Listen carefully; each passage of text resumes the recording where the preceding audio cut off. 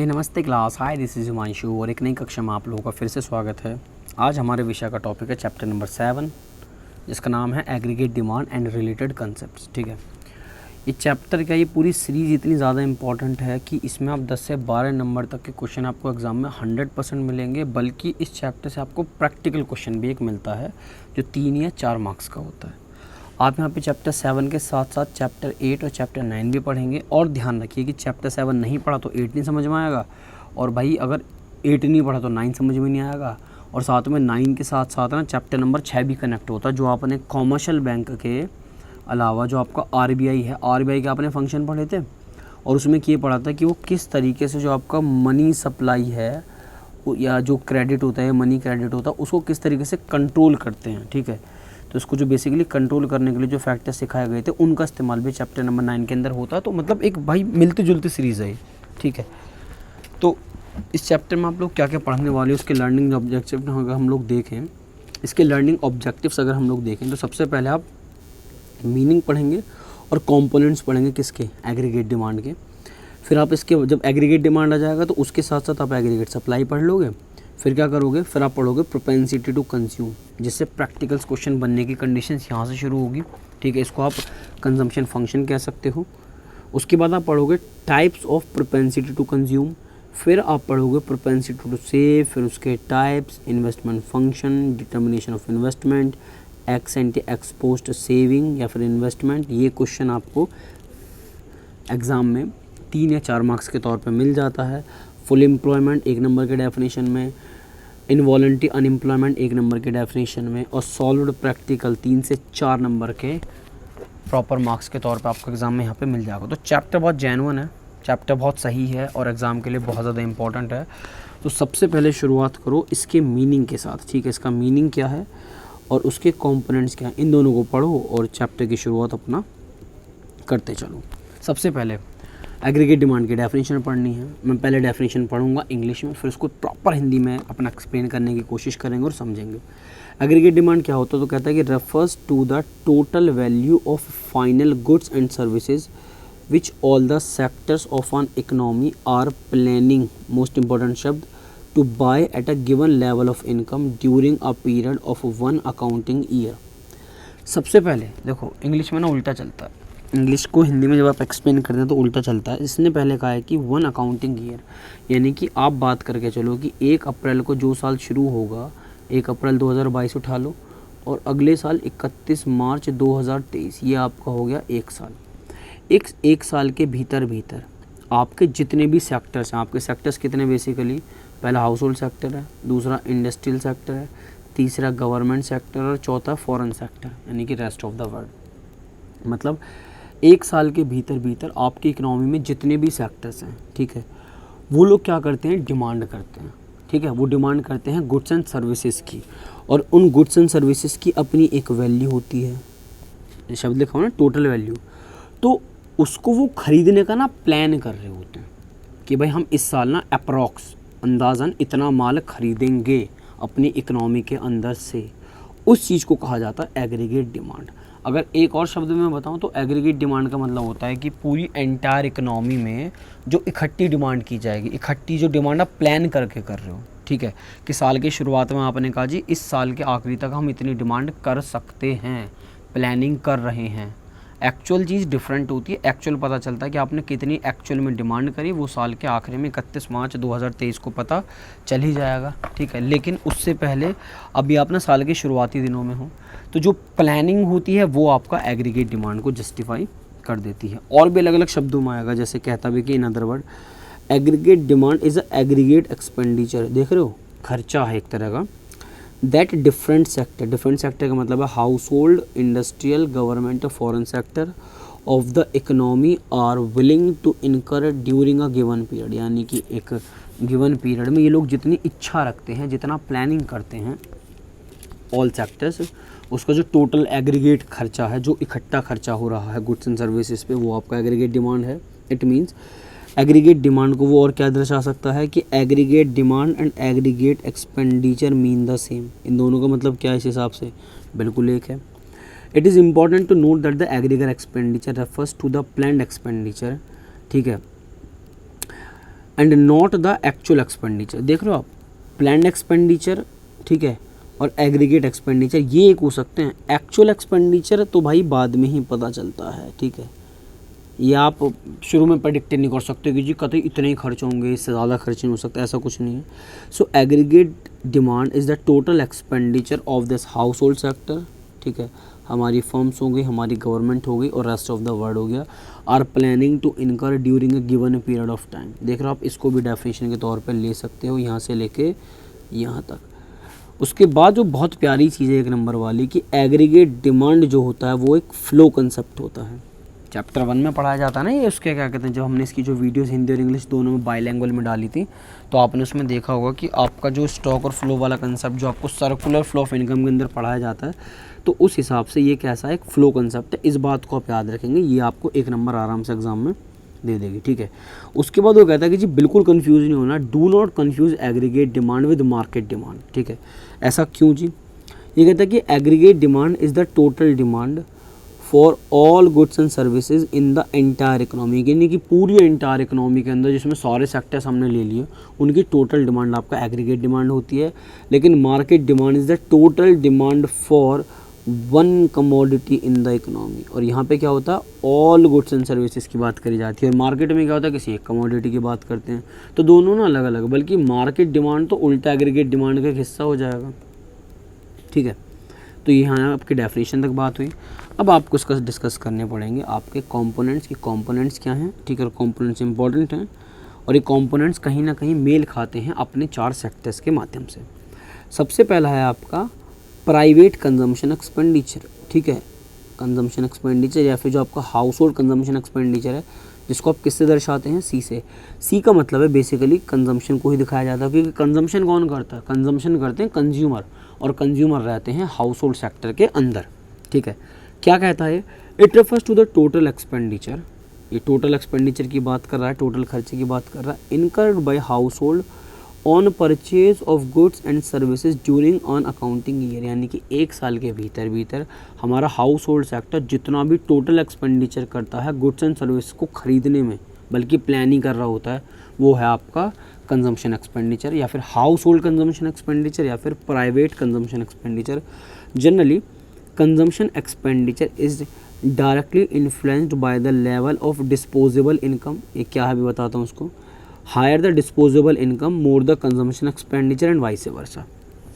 पहले आप disposable income के बारे में पढ़ते हैं।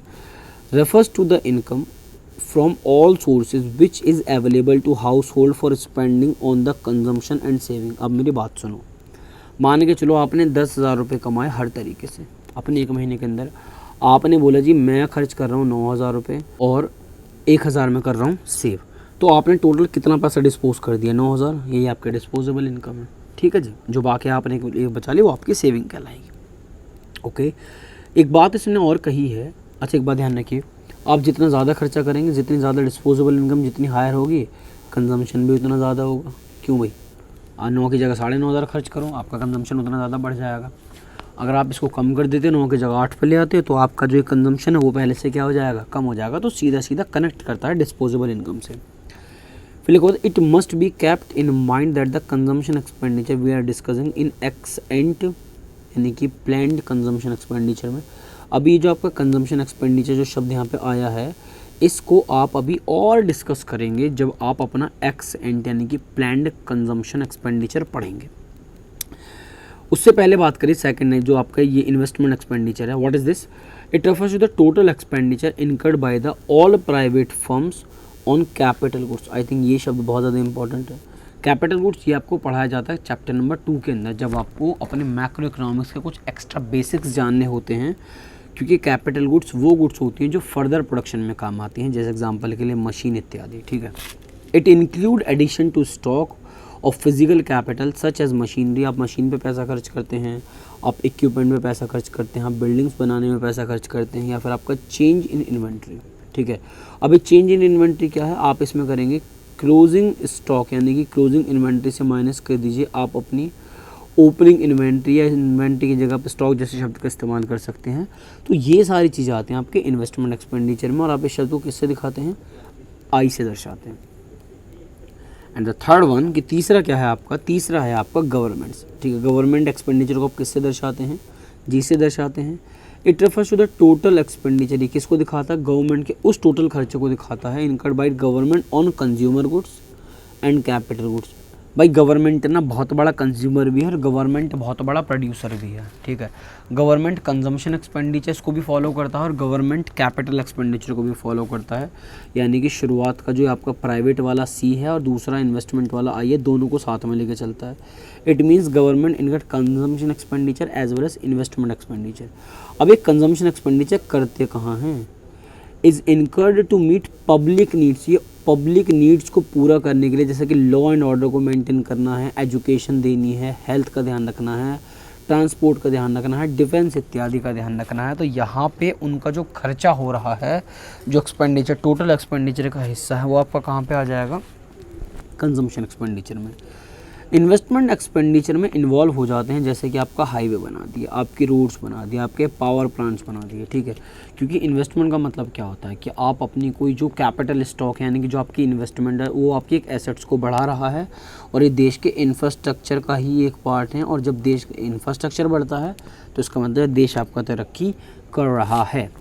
Then level of government expenditure is determined by the policy of government, ठीक है, which is generally guided by the social welfare. Level of government expenditure is determined by the policy of government which is generally guided by social welfare, ठीक है। एक बात ध्यान रखिएगा कि हमारे देश में मिक्स्ड इकोनॉमी चलती है, ठीक है। और इस मिक्स्ड इकोनॉमी के तहत कि हमारी गवर्नमेंट को दो चीज़ें करनी है, प्राइवेट सेक्टर को भी देखना है, साथ के साथ अपने जो खुद का पब्लिक सेक्टर है उसको भी देखना है। यानी कि आप अमीरों की भी शक्ल देखोगे, गरीबों की भी शक्ल देखोगे। गरीबों को क्या चाहिए भाई, गरीबों को चाहिए सोशल वेलफेयर, ठीक है। अगर उनको सोशल वेलफेयर नहीं मिला तो वो हो जाएंगे बर्बाद, वो लोग मर जाएंगे, ठीक है। पॉइंट नंबर 4, इसको ज़्यादा डिस्कस मत करो, कोई दिक्कत नहीं है। नेट एक्सपोर्ट यानी is the difference between export and import, the difference between export and import is termed as net export. यानी कि आप जितना माल विदेशियों को बेचते हैं, जितनी सर्विसेज विदेशियों को बेचते हैं, माइनस जितना आप विदेशियों से खरीदते हैं या फिर सर्विसेज खरीदते हैं, दैट्स इट, ये कहलाता है आपका नेट एक्सपोर्ट। इस पे ज़्यादा बात इसलिए भी नहीं करी क्योंकि वो खास इतना मोस्ट इम्पॉर्टेंट है नहीं। तो फिर ये कहता है कि आपको जो पढ़ना है एक्चुअल में, वैसे तो अभी हमने ये पढ़ा कि एग्रीगेट डिमांड में आपने कंजम्पशन डाल दिया, इन्वेस्टमेंट डाल दिया, गवर्नमेंट डाल दिया और नेट एक्सपोर्ट डाल दिया, ठीक है।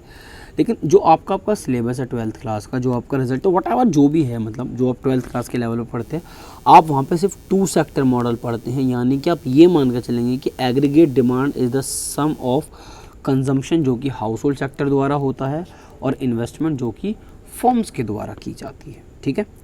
Since the determination of income and employment is to be studies in the context of 2 sector model, जैसे कि हाउस होल्ड या firms, the third and the fourth components of aggregate demand are not discussed in detail. इनके ऊपर फालतू कोई बात नहीं करेंगे आप। So even though aggregate demand has 4 component, we will assume that there is a closed economy. Closed economy का क्या मतलब होता है कि एक ऐसे देश की आप बात कर रहे हैं जो विदेशियों से कोई भी मतलब नहीं रखते, अपने ही देश में चीज़ें बनाते हैं, खरीदते हैं और बेची जाती हैं, ठीक है।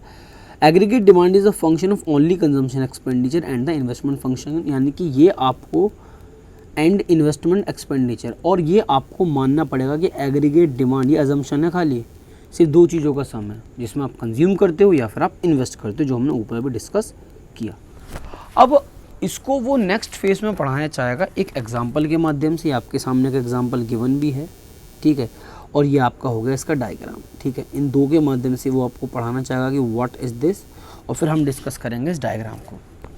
एग्रीगेट डिमांड डिपेंड अपॉन, ये किस पर डिपेंड करता है, depend upon the level of income in the economy. आपकी जो इकोनॉमी है, ठीक है, उसमें लोगों का इनकम लेवल क्या है, इस बात से डिसाइड करते हैं आपका एग्रीगेट डिमांड, वो उस पर डिपेंड करती है। Generally there exist a positive relation between income and level of aggregate expenditure in the economy as the level of income rise. और जस्ट उसका उल्टा भी हो सकता है, यानी कि वो ये कहता है कि आपकी इनकम के बीच में और जो आपके खर्चे हैं उनके बीच में पॉजिटिव रिलेशन, जैसे जैसे आपकी इनकम बढ़ेगी वैसे वैसे आपके खर्चे बढ़ेंगे। तो ये इकोनॉमी के लिए बढ़िया है। ऐसा क्यों? क्योंकि एक व्यक्ति का खर्चा किसी दूसरे व्यक्ति के लिए ना इनकम होता है। तो आप जितने ज़्यादा खर्च करोगे उतना ही सामने वाला आपसे कमा लेगा, ठीक है।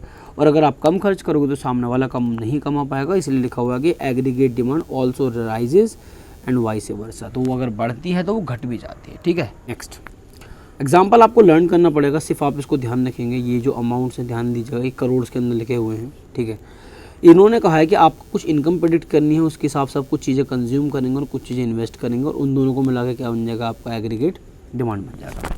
इनकम उन्होंने 0 से शुरू करी, क्योंकि एक टाइम ऐसा भी आता है जब आप कुछ भी नहीं कमा रहे होते लेकिन फिर भी आपके खर्चे होते हैं। तो उन्होंने एग्जाम्पल के तौर पर 100 रुपये का गैप लेते हुए इनकम को 0 से 100, 200 से लेके इसी तरीके करते करते 300, 400, 500 से लेकर कहाँ तक लेकर आए, 600 तक। दूसरे फेज में क्या है, आपको कंजम्पशन करना है। भाई कंजम्पशन का कम से कम बेसिक पर्पस क्या, आपको खाने के लिए पेट तो भरना है। जो मैंने आपसे कहा था कि भले आपकी इनकम 0 हो तो भी आप कुछ ना कुछ खर्च ज़रूर करते हैं। वो आपको यहाँ दे रखा 40, फिर अगला हो गया 120, फिर हो गया 200। अब आपने ये वाला चेहरा इसको मैं मार्क कर देना, क्योंकि अभी आगे को पढ़ाया जाएगा। उसके बाद 280, 360, 440, 520। देख रहे हो आप, इस केस में क्या हो रहा है, हमारी जैसे जैसे इनकम बढ़ रही है वैसे वैसे हमारे खर्चे बढ़ते जा रहे हैं। इन्वेस्टमेंट की आप सुन लो तो इन्वेस्टमेंट होती है ऑटोनॉमस, यानी कि इनकम चाहे 0 हो या 600, इन्वेस्टमेंट इन्होंने कितनी कर दी, 20 रुपये कर दी, तो 20 रुपये हमेशा रहेगी। और अगर आप इन दोनों को जोड़ देते हो तो आपको क्या मिल जाता है, एग्रीगेट डिमांड। जैसे कि 40 और 20 60, 140, ये हो जाएगा 220, ये हो जाएगा 300, ये हो जाएगा 380, ये हो जाएगा 460 और ये हो जाएगा 540। यानी कि आपने ये कैसे निकाला, C+I करके, दैट्स इट। ग्राफ की अगर आप यहाँ पे बात करते हैं तो ग्राफ आप पहले देखिए, फिर उस ग्राफ को समझने की भी कोशिश कीजिएगा, क्योंकि वो उसको पॉइंट्स के अंदर समझाना भी चाहता है। सबसे पहली चीज़ आप इन्वेस्टमेंट की बात देखो। इन्वेस्टमेंट उन्होंने कहा जी हम 20 रुपये कर रहे हैं, तो ये जो आपको गैप आ रहा है इसको हम रेड पेन से चला रहा हूँ, ये है 20 रुपये का गैप। और उसने कहा था जी आपकी इनकम चाहे 0 हो, जैसे कि आपने यहाँ पे इनकम दिखा रखा है और आपने यहाँ क्या दिखा रखा, आप यहाँ दिखा रखा है एक्सपेंडिचर या फिर एग्रीगेट डिमांड। ठीक है, आपकी इनकम चाहे 0 हो चाहे 600 हो, भाई मेरी इन्वेस्टमेंट फिक्स है, मेरी इन्वेस्टमेंट कोई बदलाव नहीं आया। तो ये इसी वजह से क्या आ गई, आपकी पैरेलल टू एक्स एक्सिस आ गई कि भाई मेरी इन्वेस्टमेंट फिक्स है, आप चाहे लाख कमाओ या 1 मत कमाओ, जो इन्वेस्टमेंट ज़रूरी है वो मार्केट के अंदर करना पड़ेगा ही पड़ेगा। उसके बाद इन्होंने जो सी का ग्राफ बनाया, चेक करो सबसे पहले ग्राफ बनेगा कैसा, ग्राफ बनेगा ऊपर की तरफ। ऊपर की तरफ क्यों बनेगा, क्योंकि ये 40 से 120, फिर 200, 280, 360, 440, 520, लगातार आपका कंजम्पशन बढ़ता जा रहा है। और इन्होंने इसको स्टार्ट करा पॉइंट एस से। अब ऐसा क्यों, क्योंकि पॉइंट एस से स्टार्ट करने का मतलब है कि जब आपकी इनकम 0 है तो भी आप कुछ ना कुछ कंज्यूम करते हैं। और उन्होंने इस बात को दिखा रखा है, ये वाली चीज़ जो है, ठीक है, इसको किससे दिखा रखा है, सी बार के ऊपर। अभी नीचे बात करेंगे व्हाट इज सी बार। और फिर जो इन्वेस्टमेंट ले रखी है, इन्होंने इन्वेस्टमेंट ले रखी है पॉइंट नंबर टी से, यानी कि यहाँ से लेके यहाँ तक। अब इतना ऊपर से क्यों, उसका भी रीज़न ये है कि भैया जब आप कुछ नहीं कमाते तो भी आप 40 कंज्यूम कर रहे हो, 20 रुपये इन्वेस्ट कर रहे हो, तो आपका जो एग्रीगेट डिमांड है वो भी आपको ना चाहते हुए भी कितने रुपए का है, इस एग्जांपल के हिसाब से 60 रुपये का है, क्योंकि आप भूखे तो मरोगे नहीं या फिर भूखे तो सोओगे नहीं। ठीक है, तो अगर एग्जाम्पल के हिसाब से आपको डायग्राम उतना बेहतर समझ में नहीं आया जितना आना चाहिए, तो आप बात करेंगे इसके इंपॉर्टेंट पॉइंट्स को ध्यान में रखते हो। सबसे पहला आपका एग्रीगेट डिमांड क्या है, C+I। As state before, aggregate demand is assumed to function only consumption demand and the investment demand. जो भी हमने बात करी थी वही चीज़ है कि आप 4 सेक्टर की बात नहीं करेंगे, आप सिर्फ बात करेंगे कि ये लोग कंज्यूम करते हैं और ये लोग इन्वेस्ट करते हैं, दैट्स इट। 2 के ऊपर बात होगी। Positive consumption even when income level is 0, ये वाली बात बहुत ज़रूरी है कि आपका कंजम्पशन अभी भी पॉजिटिव, भले ही आपका इनकम लेवल क्या है, 0 है। There is always some minimum level of consumption when the income is 0।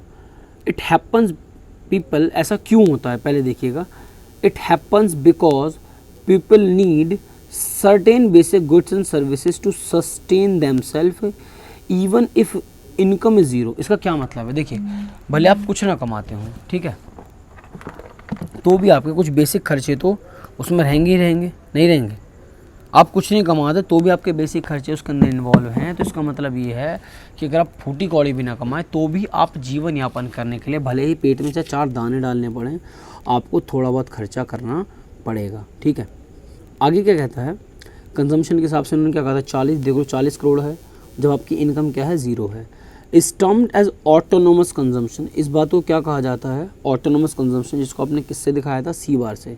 यानी कि ये जो सी बार है ये आपकी क्या है, ऑटोनोमस कंजम्पशन है। मतलब ये ऑटोनोमस कंजम्पशन है कि जब आपका इनकम ज़ीरो हो और तो जितना आप कंज्यूम करते हो उस कंजम्पशन को आप ऑटोनोमस कंजम्पशन कहते हैं। That's it.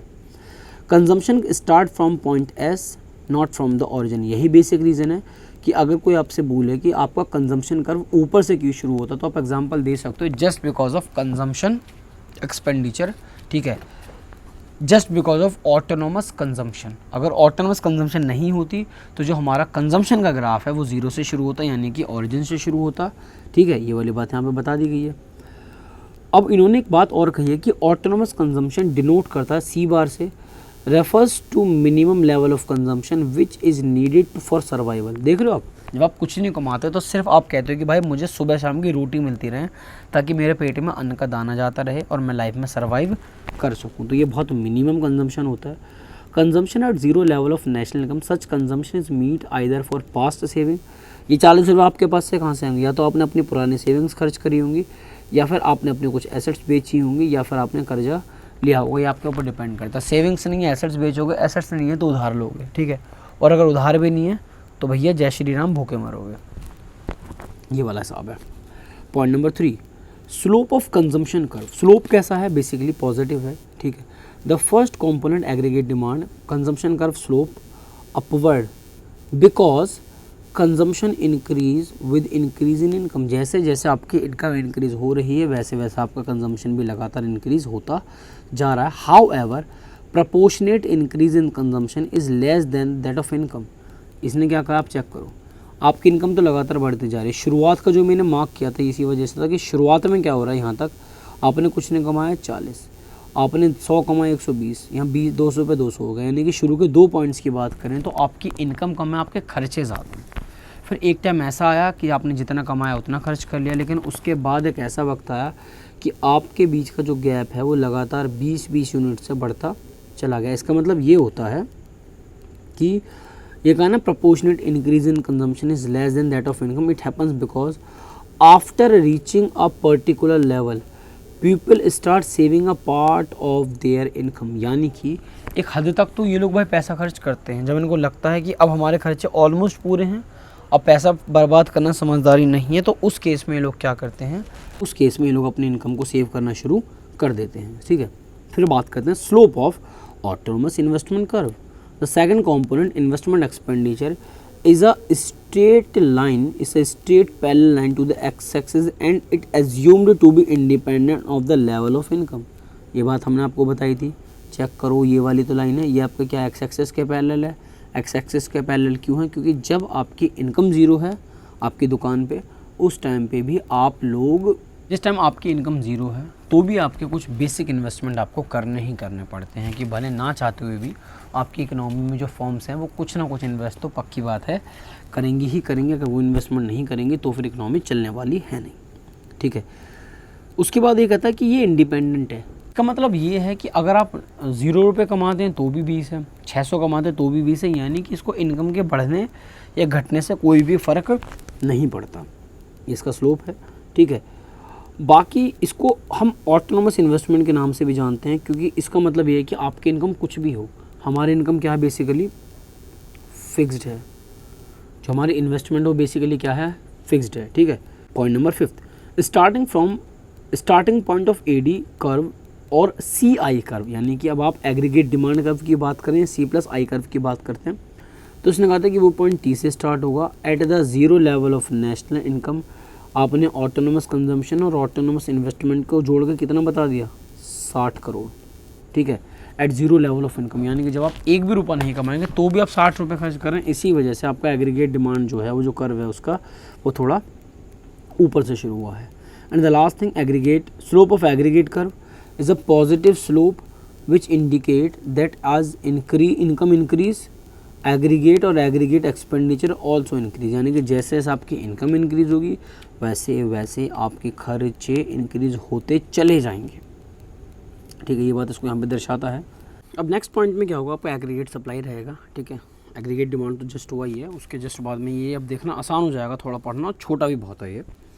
तो एग्रीगेट सप्लाई क्या कहता है कि refers to money value of final goods and services that all producers are willing to supply in an economy in a given time period. मतलब बात करते हैं, हम जिस भी इकोनॉमी में रहते हैं उसके अंदर जितने भी प्रोड्यूसर्स हैं, जिनका काम प्रोडक्शन करना होता है, जो गुड्स एंड सर्विसेज को प्रोड्यूस करते हैं, वो लोग एक पर्टिकुलर प्राइस पे अपनी जितनी भी टोटल गुड्स एंड सर्विसेज को बेचने के लिए प्लान कर रहे हैं। एक्चुअल की बात नहीं कर रहे, वो क्या कर रहे हैं, प्लान कर रहे हैं। उसको कहते हैं aggregate supply. It must be note that aggregate supply refers only to planned production और डिज़ायर आउटपुट। ठीक है, एक्चुअल की नहीं पता लेकिन प्लान कर रहे हैं। ठीक है, during given time period it does not refers to the actual. आप देख सकते हैं इसमें it does not refers to the actual output. ये बात बिल्कुल सही है। एक्चुअल में कितना आउटपुट जनरेट हुआ है ये आपको साल के एंड में ही पता चलेगा। अब यहाँ पे वो कहता है कि आप जितनी भी एग्रीगेट सप्लाई करते हैं वो आपकी देश की जो नेशनल इनकम होती है, जो आपको चैप्टर नंबर 4 में पेट भर के पढ़ाई गई है, ठीक है, उसके इक्वल होती है। ठीक है, अब ऐसा क्यों होता है तो बात करते हैं। An aggregate supply is expressed in the physical terms. It refers to the total value of output या total output of goods and services in an economy. एक बात बताओ, जितना भी गुड्स एंड सर्विसेज आप मार्केट में बेचते हो उससे आप क्या कमाते हो, पैसा। वही तो देश की राष्ट्रीय आय होगी, वही तो देश की नेशनल इनकम होगी। We know that value of total output is distributed to factor of production in the form of rent. देख रहे हो आप, जो भी आपका टोटल आउटपुट जनरेट हो रहा है वो आप डिस्ट्रीब्यूट कर देते हो फैक्टर ऑफ प्रोडक्शन के नाम पे। जैसे कि आपने रेंट दे दिया, वेजेस दे दिया, इंटरेस्ट या प्रॉफिट बांट दिया। The sum total of these factor incomes, ठीक है, as a domestic and national level is termed as the national income. So we can say aggregate demand and national income are one and the same thing. ठीक है भाई, national income क्या है, हमारे देश में जो प्रति व्यक्ति आय है, जो हर व्यक्ति कमाता है एक तरीके से, वही आपकी नेशनल इनकम है। ठीक है, यानी पर कैपिटा इनकम को आप जोड़ते चले जाओ, उससे आपको मिल जाती है देश की नेशनल इनकम। वो लोग कमाते कहते हैं, वो कमाते हैं फैक्टर ऑफ प्रोडक्शन से। और फैक्टर ऑफ प्रोडक्शन का पैसा आता कहाँ से, जब आप अपना सामान बेचते हो। तो आप अपनी इकोनॉमी में जितना भी टोटल सप्लाई करते हो, जितना भी आप टोटल सामान बेचते हो, वही आपकी कल को क्या बन जाएगी, वही आपकी बन जाएगी देश की नेशनल इनकम। ठीक है, अब वो कहता है कि चलिए बात करते हैं इसके ऊपर एक एग्जाम्पल के ऊपर। ये आपका एग्जाम्पल है ही है, साथ में इसका जो ये डायग्राम है इसके ऊपर बात करेंगे। ठीक है, अब वो क्या कहता है, कंपोनेंट्स ऑफ एग्रीगेट सप्लाई और नेशनल इनकम।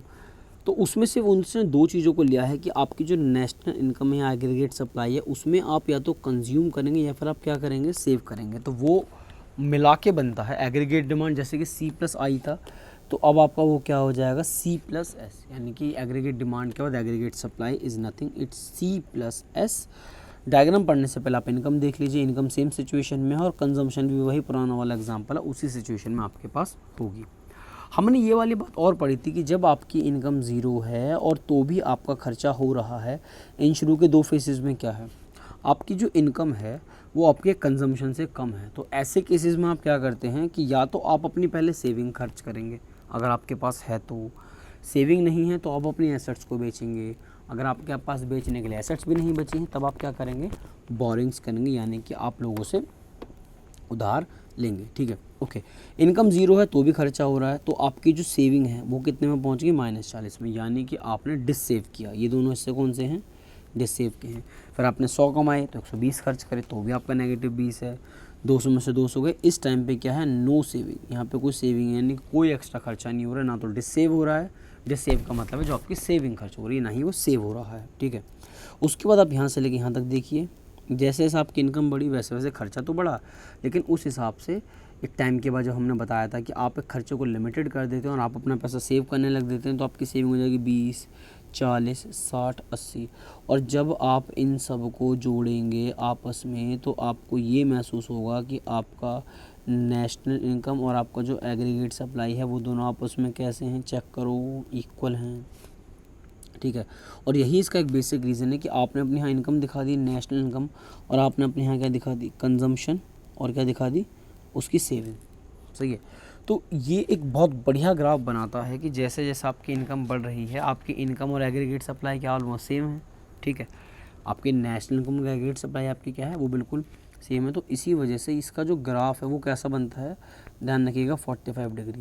ये 45 डिग्री वाली बात एक इम्पॉर्टेंट क्वेश्चन है जो आपको आगे डिस्कस क्वेश्चंस के अंदर देखने को मिलेगा ज़रूर। ठीक है, ओके। तो एग्रीगेट सप्लाई के अंदर क्या होता है कि जैसे जैसे आपका देखो, ये जो उसने दे रखा कि 0 पे 0, फिर 100 पे 100, फिर 200 पे 200, फिर 300 पे 300, फिर 400 पे 400, इसी तरीके से जो आपका ग्राफ है ना वो लगातार उठता चले जाता है। ठीक है जी। तो जो आपका ग्राफ है वो बिल्कुल 45 डिग्री का एंगल के साथ है, आपका ग्राफ इस तरीके से बन जाता है। देन आप क्या बात करेंगे यहाँ पे, ये कहता है कि in figure 7.2 income is represented on the x axis. इसमें कोई बात नहीं कि इनकम को कहाँ ले लिया, एक्स एक्सिस पे, और कंजम्पशन और सेविंग को कहाँ ले लिया आपने, वाई एक्सिस पे। और 45 degree line which represent the aggregate supply has been drawn from the origin. The line is drawn taking the same scale on both the axis. अब at every point on this line is 45 degree line creates करता है, तो Y आपका किसके equal है, consumption plus saving के equal है। फिर उसने कहा कि सिग्निफिकेंस ऑफ 45 डिग्री लाइन, तो ये मैं कह रहा हूँ कि आगे आपको क्वेश्चन के अंदर आपको देखने के लिए मिल जाएगा। बाकी अगर आप इसको रीड करना चाहते हैं तो बहुत आराम से रीड कर सकते हैं, ताकि आपको कुछ भी ऐसा ना लगे कि हमारा कुछ भी यहाँ पे छूट रहा है। ठीक है, चलिए नेक्स्ट